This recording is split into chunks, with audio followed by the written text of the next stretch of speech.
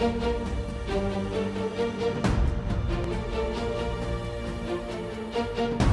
right, ladies and gentlemen, once again, a warm welcome to all of you. A very good evening.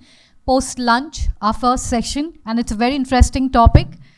Our next is a fireside discussion on the next billion investors as capital market deepen and technology expands access. A new generation of investors is emerging across geographies. This conversation will explore what drift this shift, how exchange are preparing for it, and what it means to financial inclusion, regulation, and long-term market stability.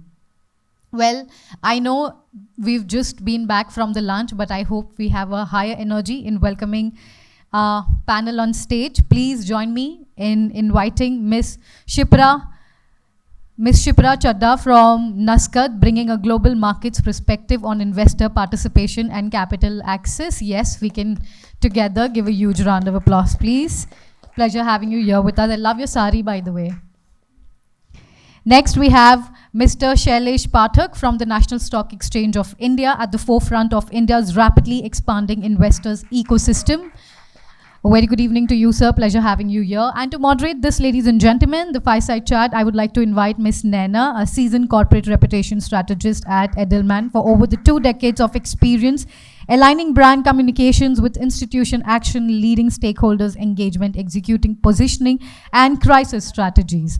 So, ladies and gentlemen, please enjoy. Thank you so much. Over to you, ma'am. Bring about a lot more financialization during COVID. So a lot of different things that we are seeing there. But in this whole dynamic, as the ecosystem changes, how do we actually look at protecting the interests of these, younger investors, different profile of investors, while at the same time ensuring that, there is enough security around, economic growth that we're looking to drive at the same time.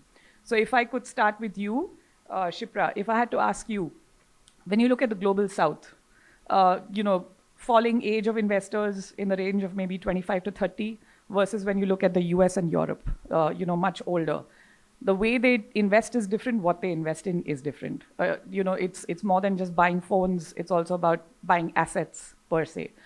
What do regulators like you and platforms like yourself actually look at doing to be able to protect their interests? I don't think it's on.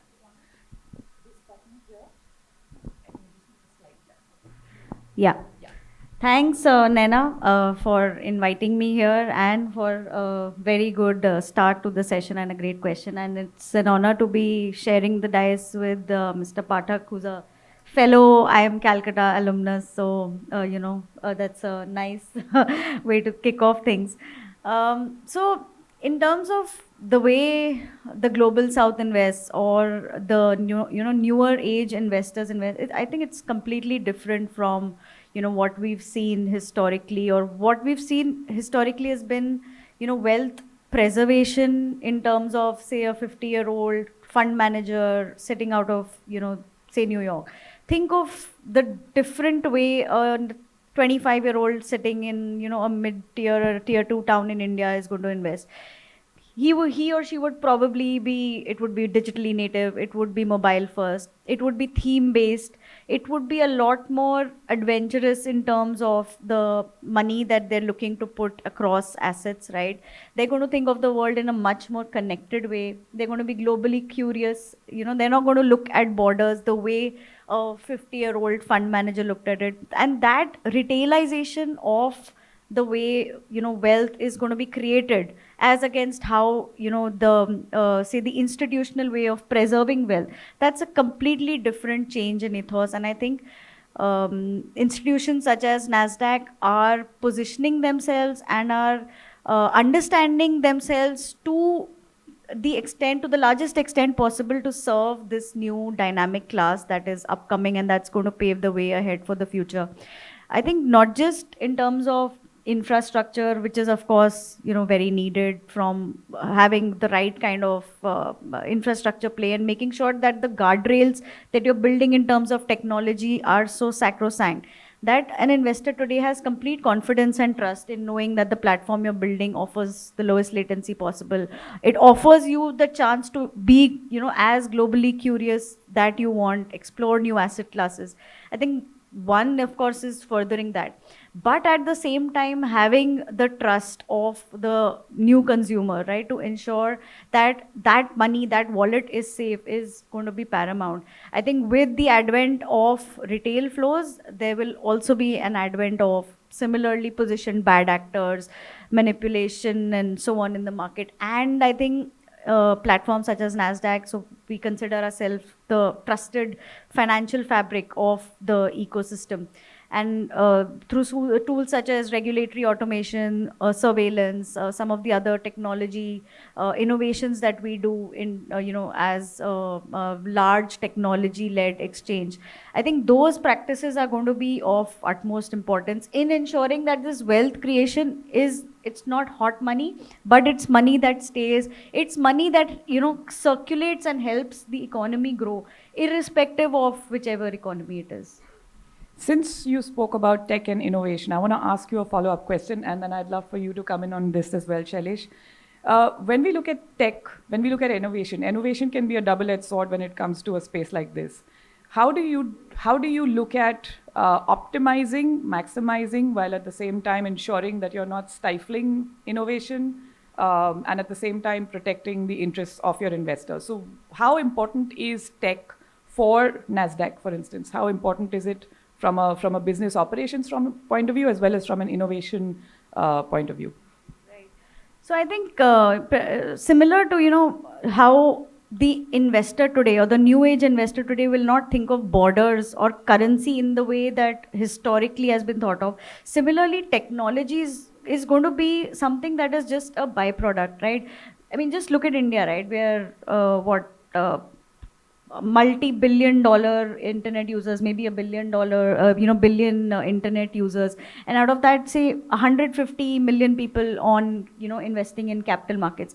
That number is going to exponentially grow. And with that, like you said, the only way that scale can be achieved is through technology, right? Is through having an API-led architecture, is to ensuring that you are opening doors 24/7, which is what Nasdaq is now doing. You're ensuring that fractionalization or tokenization of assets is there, right? So those are the themes that the investors today are keen to kind of leverage on. And you have to ensure that the platform is robust enough to have that scalability built in, as well as to protect them, because as markets are want to be, there are going to be ups and downs, and then in those times you're ensuring that your platform is robust enough to have that the guardrails to kind of safeguard those interests. Right. Interesting. Thank you. Shailesh, if I could bring the question to you, the profile of retail investors has dramatically changed in the past few years, especially given, the growth of the younger population that we are seeing in India, right? What does that actually mean from the point of view of how NSC and platforms like yourself actually look at the changing behaviors? What are some of the trends that you're seeing? And what are some of the measures that are being brought in to be able to enable it, at the same time, like I asked Shipra as well, protect the interests of these investors? Thanks. May I start with saying I'm so happy with the gender balance in this panel. Yeah, 75% of my family is women. I'm delighted. In terms of, I don't want to bore all of you with numbers, but how many of you have heard of a city called Barcelona or Hamburg in Germany? Just raise your hands. Right. So we are in February 2026. In January 2026, 1 month of January 2026, National Stock Exchange added a Barcelona to the new investors in India.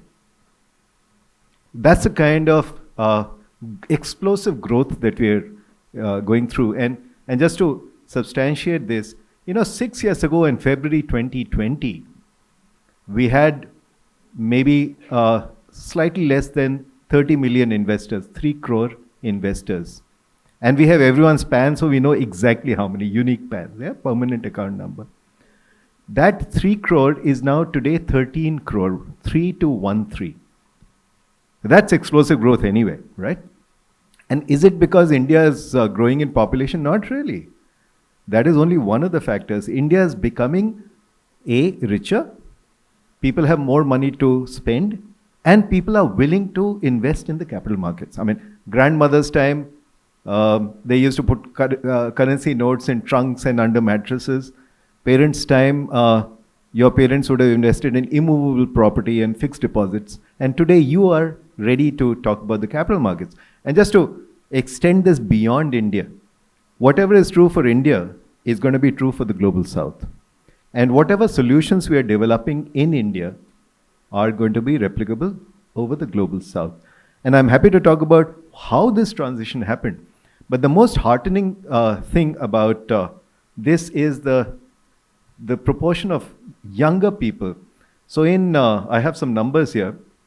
2018, people who were younger were about less than 40%. Today they are 60%. Of course, older people have slightly more money. So I'm just talking about number of investors. But you know the old one, the earlier you get into the markets, the more money you make over the years. And do you think that this rise is because of more awareness, being more bold, having a larger risk appetite? What do you think is actually driving that? I'd say three things. One is, of course, the willingness to deploy money in capital markets, right? It could be in equity shares, it could be in mutual funds, so on. The second is the amazing database infrastructure and KYC infrastructure that we've created in India. 10 years ago, you could not do eKYC. 10 years ago, your PAN number, permanent account number, was not a unique descriptor. In fact, I remember when I started in the capital markets in Bombay, before SEBI was around, people used to apply for public issues in multiple names. So, 5 different combinations of names. Today, all that is the past. And I would say the COVID experience taught a lot of young people that you could do so much over a mobile phone screen. Yeah? And we have actual hard data on how many people access the National Stock Exchange trading platforms through various channels. And let me just say, mobile phones are the second largest today. So I think all said and done, somebody sitting in Coimbatore has enough trust to invest in a company they have never seen in Ludhiana. And that is the tribute to the trust that the Indian capital market has in market infrastructure institutions like National Stock Exchange. Interesting. And since, of course, you've spoken so much about the mobile phone as a device, again, going back to the question on technology, right? We are seeing AI have such a huge impact across all sectors, including the financial sector as well. How do you see that changing the way investors are actually interacting with your platform? Are we moving away or are we moving towards an era of autonomous investing where you have more AI agents that are managing these portfolios? Is that something that you see happening over a period of time? Let me just give you a number. Most of the Indians present in this room would have heard of something called UPI, Unified Payment Interface, where you make a phone-to-phone transfer. And there's a story, if I have the time. Please I was in Hangzhou in 2016, part of the Business 20 group, B20. And on the way back, I stopped in Shanghai for a day tour. And the 24-year-old Chinese lady who was our tour guide in 2016, just 10 years ago, said that I don't carry any cash. Yeah, I just carry my mobile phone. I have Alipay, I have WeChat, I have Baidu. I just get out of home, carry my phone. Everything is taken care of. On the way home from Shanghai to Delhi, I was wondering, when will this happen? And at that time, India had zero literally. The next month, this is August 2016, September 2016, UPI was launched. Today, India does half the world's mobile phone transactions, more than US and China combined. That speed and scale is an inspiration for the global south, quite frankly. So coming back to modes of investing, there are two broad modes. You can buy shares through a demat account, which is the Indian model, or you can buy directly, which is some places in Europe.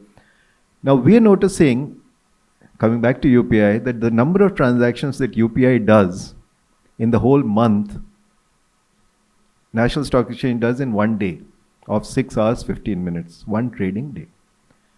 So we are actually a technology backbone, and we can accurately monitor how many bots are talking to us. And yes, algorithmic trading is increasing, and our capacity is also increasing to handle this. Artificial intelligence in many ways is focused on the past. And as we say in investing, the past is no guarantee for the future. In fact, the National Stock Exchange, our punchline is सोच कर, समझ कर, invest कर.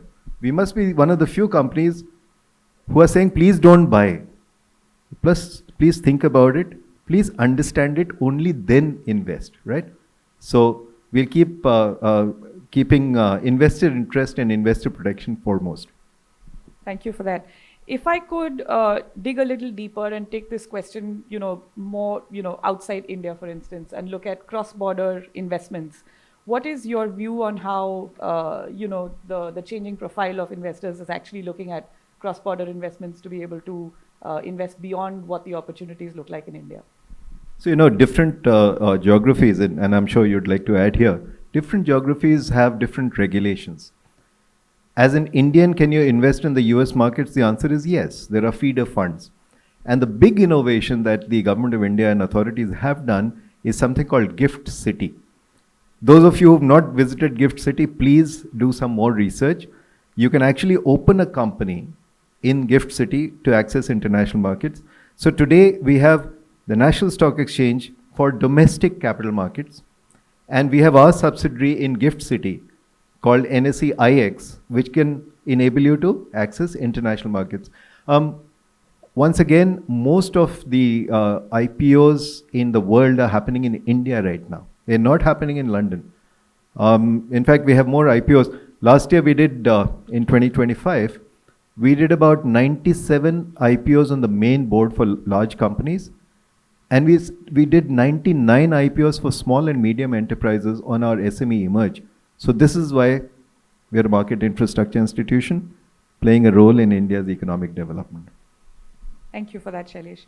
If I can take that question to you, as we are seeing cross-border digital flows explode, what is the single biggest point of friction that you see in that? Is it about currency controls, or is it about settlement times? What do you think is the challenge there?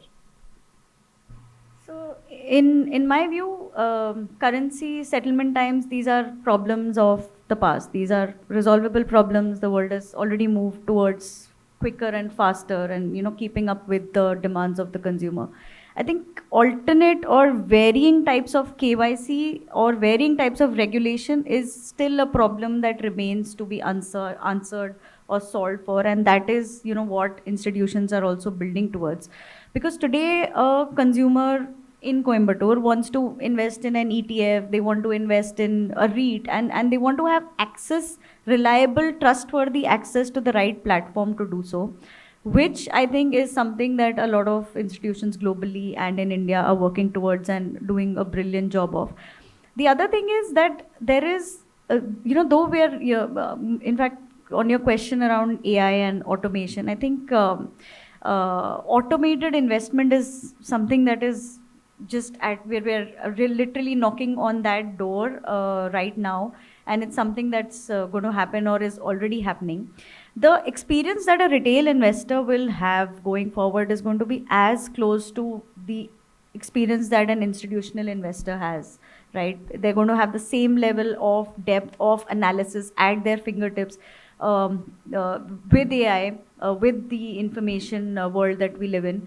And they're also going to have the experience of personalization along with it, because it's mobile first and digitally native, right? So if I today open my portfolio, I will know exactly what is tailored for me to invest in. And that's an experience that's happening simultaneously, with billions of people.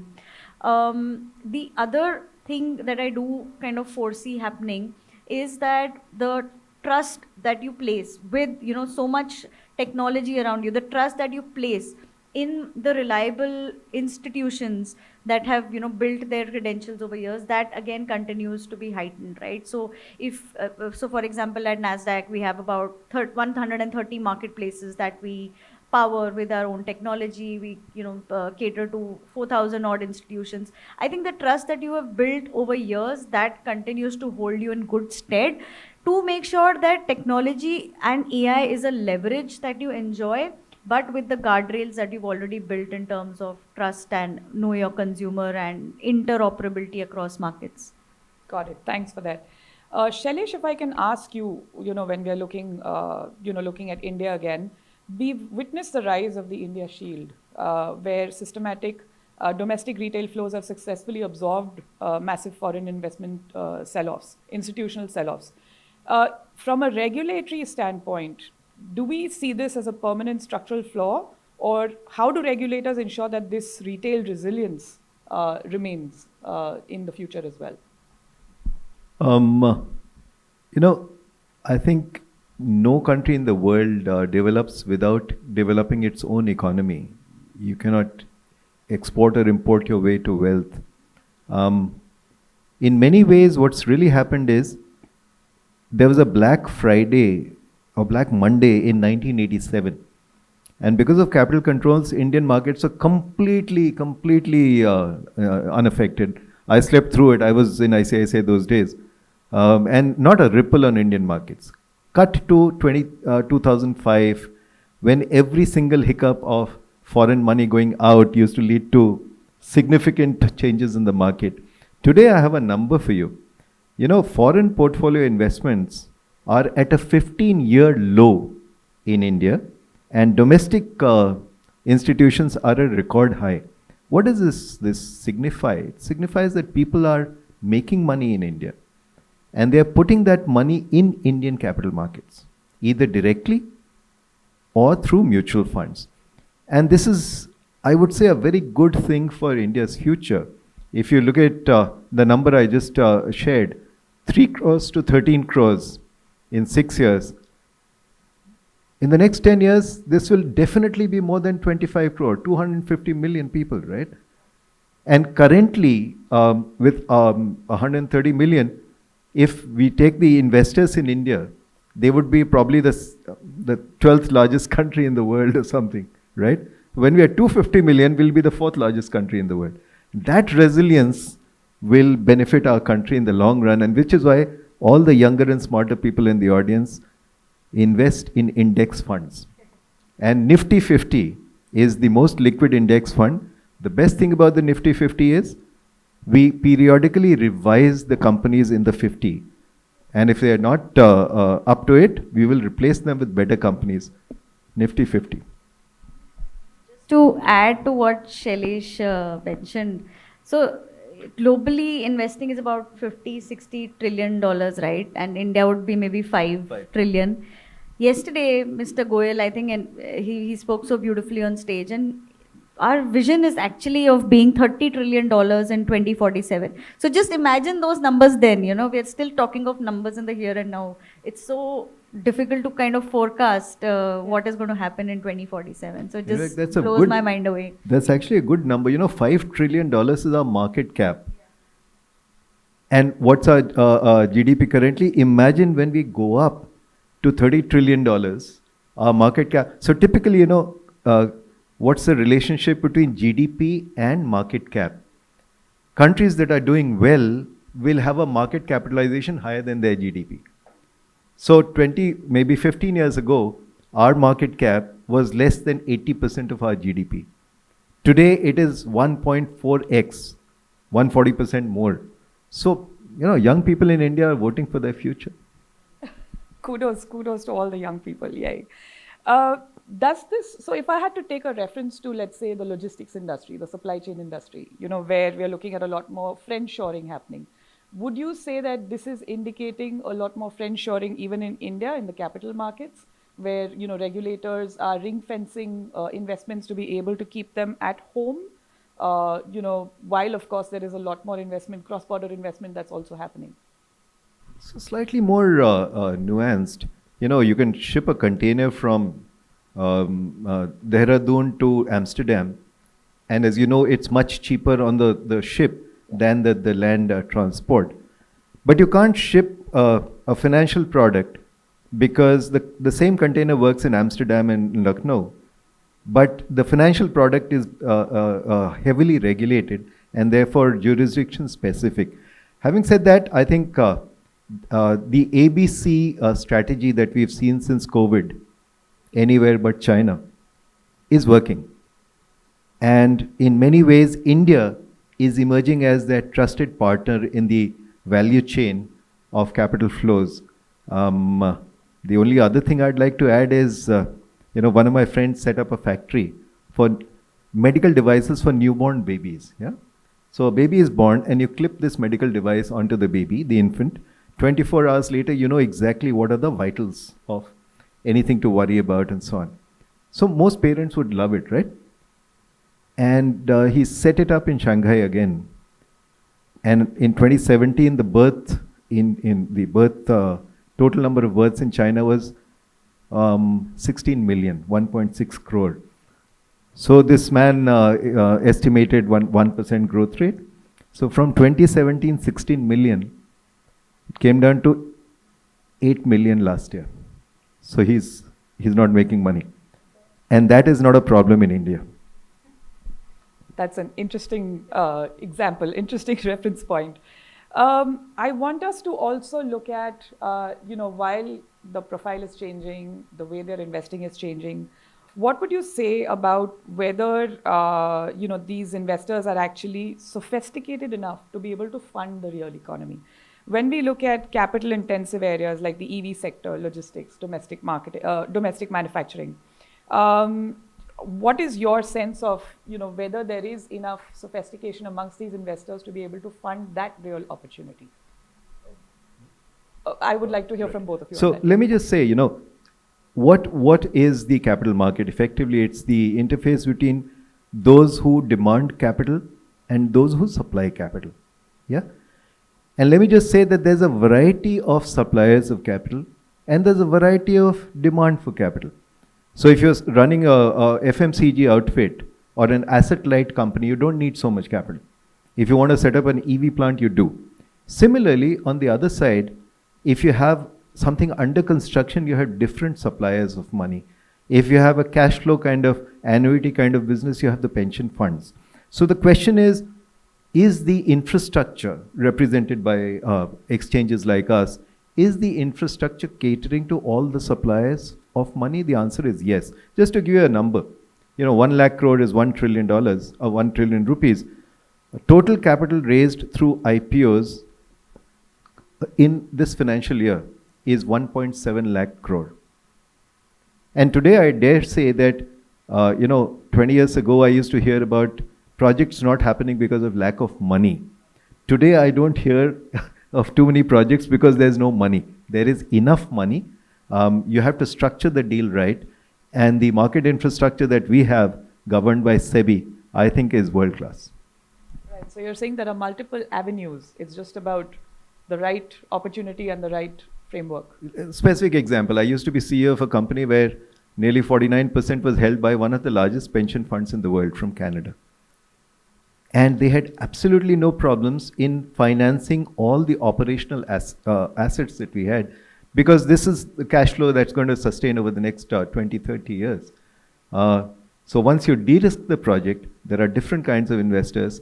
And while there is risk in the project, there are different kinds of investors. Yeah, I completely agree. And I think short answer, yes. I think the sophistication level of the investor, because the new age investor is starting to think about creating wealth at 20, not at 50, not at 40, but at 20 itself, right? So they want to wake up and not wait 24 hours to trade on Nasdaq, right? They want to invest in a real estate asset sitting outside their global borders. They want to have the ease and the frictionless experience of having AI brought, AI curated data that is very, very specific to them, to their asks, and to make sure and to be sure of the fact that the quality of the data that you have at your fingertips, is completely optimized and up to speed in terms of what you are looking for. So that level of personalization. So I would say that the sophistication or the speed that the new age investor would have would be very high, also in terms of, you know, the experience that they would have, and as close to an experience that an institutional investor would have today. That is probably going to be the case. We are seeing private flows increasing. We are seeing, you know, capital being accessible in a way that was never here to before. Similarly, I feel quality content, quality data is going to be the revolution that is next going to happen, thanks to a lot of artificial intelligence also bringing about, you know, a worldview of it's not going to be about, you know, where can I get this or how do I get this. It's going to be, you know, I want better quality in this, give me better quality data. So if I can just add, you know, there's this very successful fund house called Parag Parikh FAS, right? And Rajiv Thakkar, their CEO, has a saying that there are old investors and there are bold investors, but there are no old and bold investors. Yeah. Nowadays there are only gold investors. Yeah, you're right. You're absolutely right. So coming back to this Canadian pension fund, their theme is maximize return with no undue risk of loss. And my sincere appeal to all of you in the audience is think of undue risk of loss and just eliminate that risk. So in private equity, I asked a panel once saying, you know, financial theory says high risk and high return go together, low risk and low return go together. And nobody in the panel wanted to answer this. Finally, someone worked up the courage and said, high risk equals to high loss. And high return equals to good luck. Yeah. So please, undue risk of loss, Vanda. That's your main advice to all the young retail investors who are coming in today? So history shows that the more important thing is not to maximize your return, but to minimize your loss. I'm going to take that away as a guiding point for myself as well. If I had to ask, let's say, next 5 years, the runway that you see, and in terms of what sort of structural changes need to be made, you know, from a frameworks point of view, from a global collaboration point of view, from a very national lens as well, what would those 2 or 3 priority areas be? And this question is for both of you. What would those 2-3 priority areas be according to you that we should keep in mind as we move forward in this journey? Surveillance, surveillance, surveillance. I think, you know, making sure that the guardrails that are there to protect investors is key in this journey that India is currently, you know, ongoing. I think in terms of content, in terms of data, there is a huge flux of it available. It's going to be the onus of the regulators, of the market infrastructure players to ensure that not just the experience or the quality or the volumes, but the regulatory guardrails that are there. And I think SEBI, I mean, they do a fantastic job at this already. But just to ensure that with the volumes, the robustness and the speed at which the innovation happens, right, of bad actors is sometimes, you know, they're ahead of the curve than the investors, right? So the regulator has to be even one step further ahead. And that is something that I think is paramount to ensure that the story that is being built today sustains in the long run. And it's not just, you know, something that we're seeing today and it comes down. I completely agree. Completely. Maybe I'll just take a crystal ball here and say that in the next 5 years, 3 things are almost certain to happen. Number 1, India's economy will change more in the next 5 years than it has changed in the last 20. Right? Number 2, the amount of money coming into capital markets will definitely go up. Yeah? 3 crores to 13 crores, I'm expecting 25 crores in the next few years. Yeah? The third is, and going back to what you said, the bad actors, the scammers, will use AI to scam you. Soch kar, samajh kar, invest kar. Please do not believe anything that you get. If it's too good to be true, it's definitely a scam. And AI will evolve to a place where some near and dear ones, loved ones, will do a video call to you, completely fabricated, and ask you for money. Just soch kar, samajh kar, invest kar. Thank you for that. I'm going to ask you one final question for both of you. Since you've already spoken a lot about how the trends are changing, what we should look out for, all of that. For young investors, for young retail investors, I like to consider myself young as well. Any final words of wisdom? Where are the opportunities today? Which direction should we be looking at? You've already cautioned us on a number of things and told us how to crystal ball, gaze into this. But any final thoughts that you would like to leave people like me with? I think just, and this is more my own learning than anything else. Think of, it's very difficult to go wrong from here, like he said, right? All you have to do is minimize your losses, stay invested, think of it for 10 years, or rather don't think of it for 10 years and just forget it, So I think that is where, because of the sheer volume of data, of content that is there, the one reason that also that, the large amount of capital investment has gone up is the fact that you are seeing people around you making wealth from wealth, right? You're seeing people who've been invested in the capital markets having created wealth. But that said, there is always the pull of something more attractive, something that's too good to be true is always knocking at your door. And staying safe from that and just being invested in a very patient, sustainable manner, I think that is going to be, it's actually as simple as that. Thank you for that. Anything you'd like to add? I just say the youth of today are the luckiest generation ever in India. Because India is going to grow so much and you'll grow with it. Yeah? I wish I was born 30 years later. Having said that, as you said, minimize risk of loss. A lot of us in India follow cricket. And people who use the hook shot and get out in the hook shot say that I am cutting out the hook shot altogether from my armory. Don't go for the hook shot which will get you out. As long as you're staying at the crease, you'll make runs. Don't go for anything loss making. And I think I'd say that a monthly investment into an index fund, preferably Nifty 50, is the ideal way to build your corpus over the next 20 years. Thank you for that. I'm definitely going to stay at the crease, and I'm hoping a lot of other people in the room will as well. Thank you for this great conversation. It's been an absolute pleasure. Thanks. Thanks, Naina. Thank you, Naina. Thank you so much for leading this discussion so seamlessly. Thank you so much for sharing your valuable insights. Pleasure having you all here with us. I request you to please step forward for a group picture.